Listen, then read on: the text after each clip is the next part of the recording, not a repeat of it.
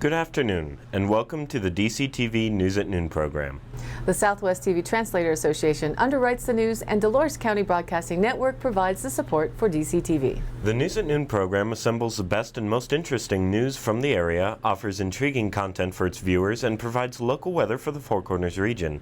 What do you think? Give us a call with news tips or topics you'd like to see covered.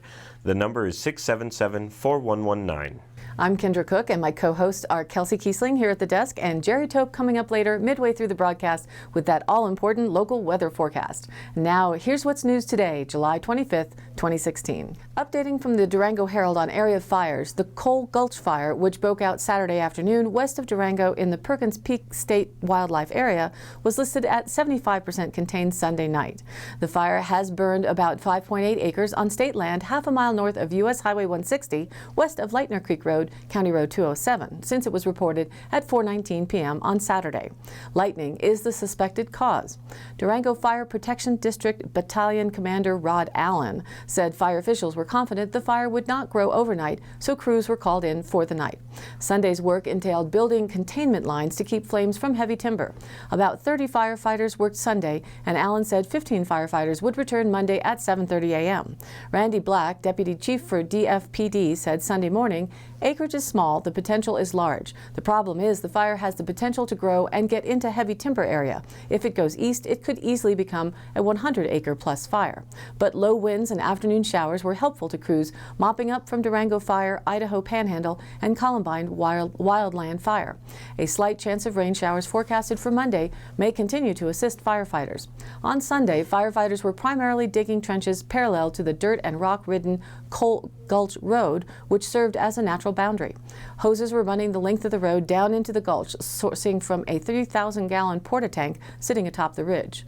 Access was an issue. Only four-wheel drive can traverse the rough road, so crews were initially limited to fighting from the air, and thick smoke rendered it difficult for helicopters to navigate drops. On Sunday, a helicopter dropped 19 buckets of water, each filled with about 180 gallons, on the fire, pulled from a pond on private property on Lightner Creek Road, just east of the fire. No structures have been destroyed or threatened. Another wildfire that broke out Saturday southwest of Red Mesa was 70% contained Sunday evening. Kathy Hodnett, center manager at the Durango Interagency Fire Dispatch Center, said crews were mopping up the dome fire with the help of a Ute Mountain Ute Agency helicopter. According to the Cortez Journal, Garrett Ty Backstrom, accused in Montezuma District Court of attempting to kill his wife, testified Friday that he never shot at her and acted only in self-defense after she attacked him with a pistol. Backstrom's wife, Christy Roundtree, 38, was discovered late August 15, 2015, covered in blood and dirt and with injuries to her face, head, arms, and back, according to a report by Montezuma County Sheriff's Deputy Donnie Brown. She reported that Backstrom tried to kill her. According to prosecutors and to Roundtree's testimony on Tuesday, Backstrom shot her with a shotgun after a domestic fight at the cabin near Hartman Draw, southwest of Cortez. In his opening arguments Tuesday, prosecuting District Attorney Will First argued that there had been a pattern of abuse in Backstrom's relationship with Roundtree, including an incident in November 2014 when Backstrom had hit her on the head with a pistol. Before shooting Roundtree on August 15th, First said Backstrom dragged her out of the car and repeatedly hit her. Defense attorney Christian Hatfield argued in opening statements Tuesday that Backstrom acted in self-defense after Roundtree hit him in the face with a .22 caliber pistol. Shotgun shells found at the scene don't match Backstrom's guns, Hatfield said. He was not drunk, and he was cooperative with officers who responded to the scene, he said. Backstrom testified for more than 2 hours on Friday. He said he never struck her except in self-defense. A jury was seated Monday after a full-day selection process, and testimony continued through the week. District Court Judge Todd Plew is presiding over the case. District Attorney First and Assistant DA Sean Murray are prosecuting the case, and Defense Attorney Hatfield is representing Backstrom. Backstrom was the final witness to testify in the trial, which broke for the weekend at 2:30 p.m. Friday. The attorneys will present closing statements Monday morning, after which the jury will begin deliberating. Reported in the Durango Herald, amidst the continuing reports of summertime traffic accidents, a report of a semi-trailer that overturned on U.S. Highway 550 Sunday afternoon resulted in the driver being sent to Mercy Regional Medical Center with, fortunately, minor injuries. The semi overturned about 2:15 p.m. and it was cleared shortly before 5:20 p.m., according to Trooper Tim Sutherland, a public information officer with the Colorado State Patrol. State Patrol Captain Adrian Driscoll said the driver, who was not identified, suffered minor injuries and was taken to Mercy. No other injuries were reported.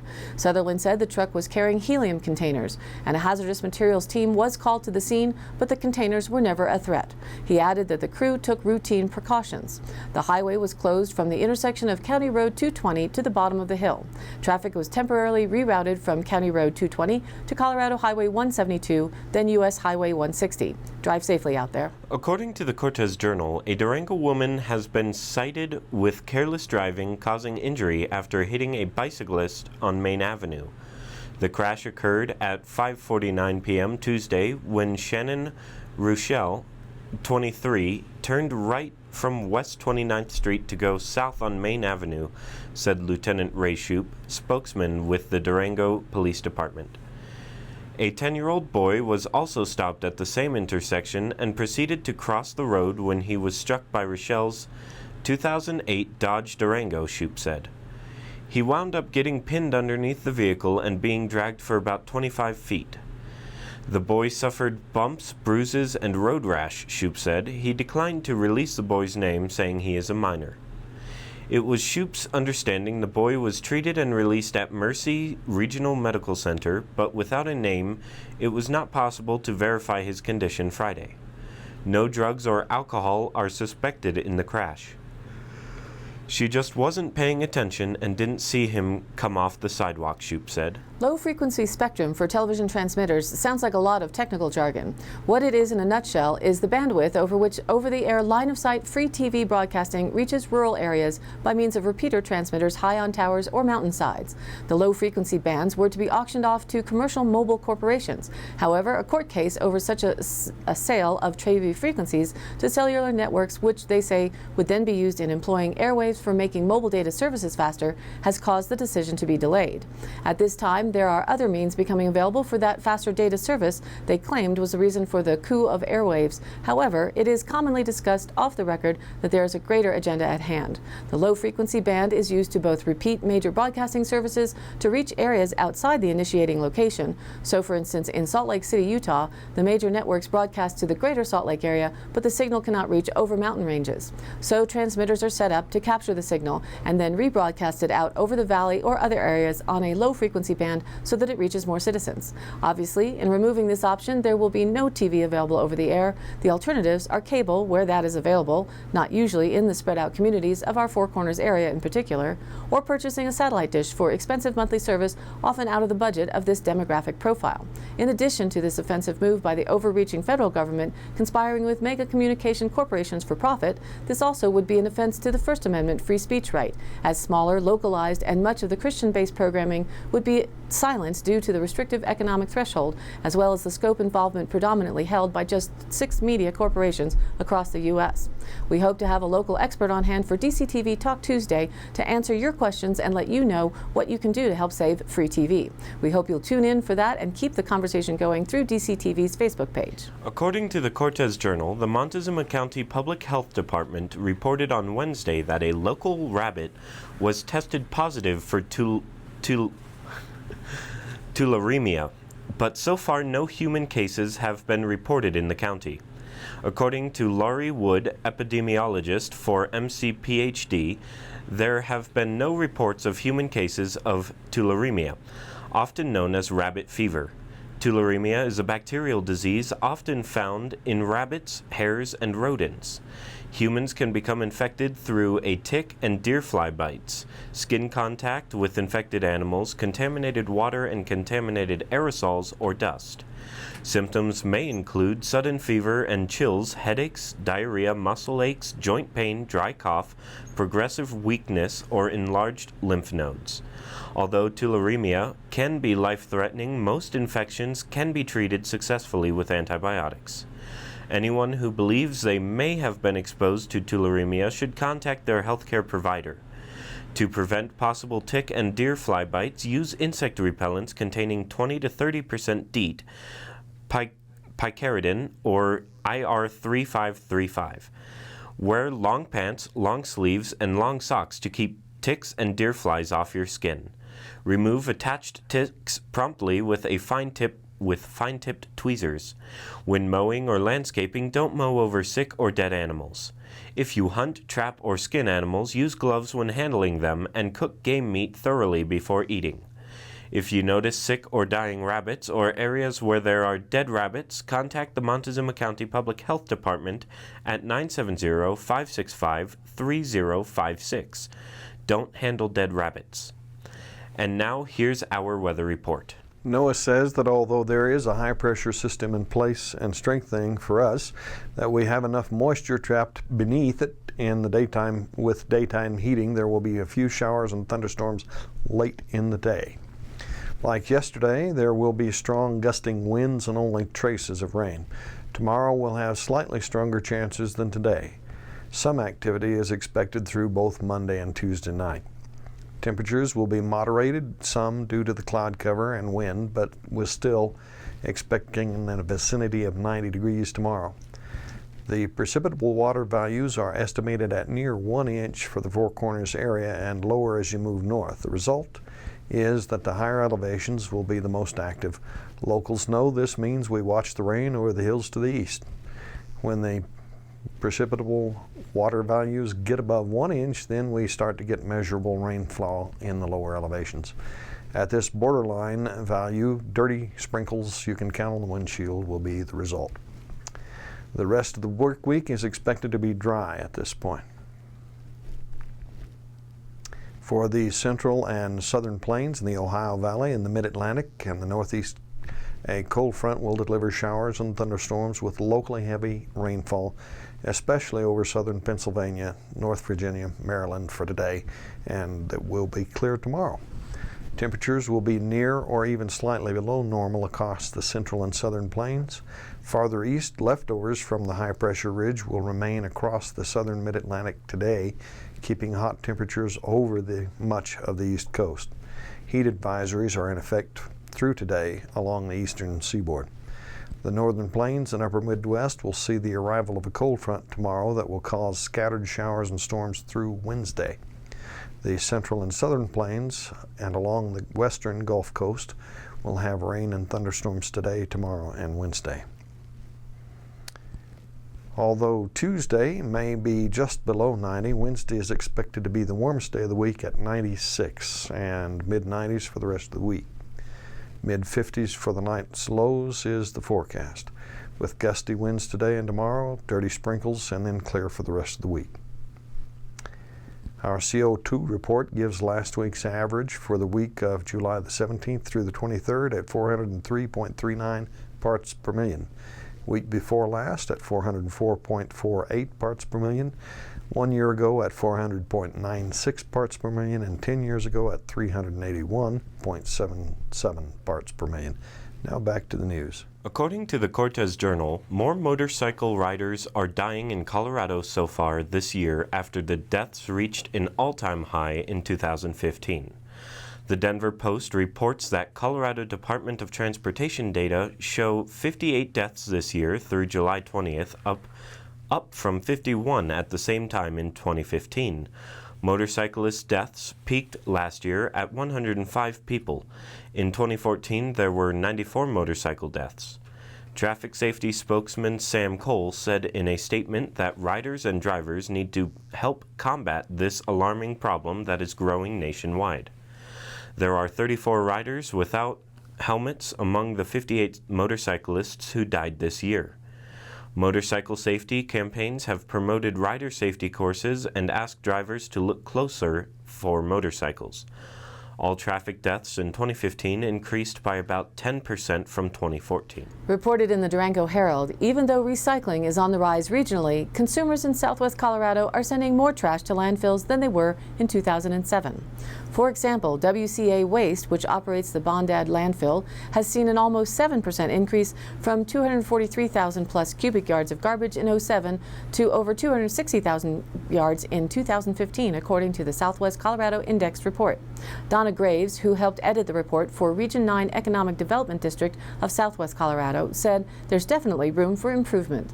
On average, each person in Southwest Colorado is producing 5.9 pounds of trash a day, which is more than a third higher than the national average of 4.4 pounds per day.